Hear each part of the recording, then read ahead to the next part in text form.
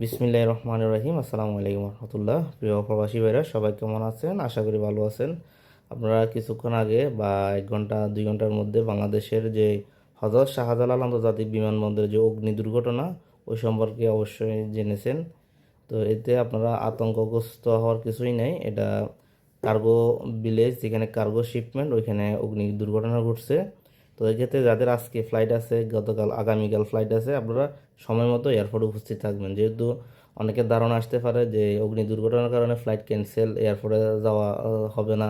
আপনারা এই ধরনের চিন্তা করবেন না। আপনারা আপনাদের সময় হাতে নিয়ে এয়ারপোর্টে উপস্থিত থাকবেন। যদি ফ্লাইট না আসে, ফ্লাইট যদি ক্যান্সেল হয়, তাহলে আপনাদেরকে নতুন ফ্লাইট পরবর্তীতে দেওয়া হবে।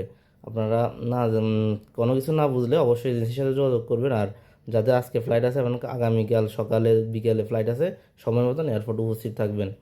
যেহেতু যে কোনো একটা দুর্ঘটনা ঘটলে সকল কিছুর সমস্যার সমাধান হবে এয়ারপোর্ট থেকে।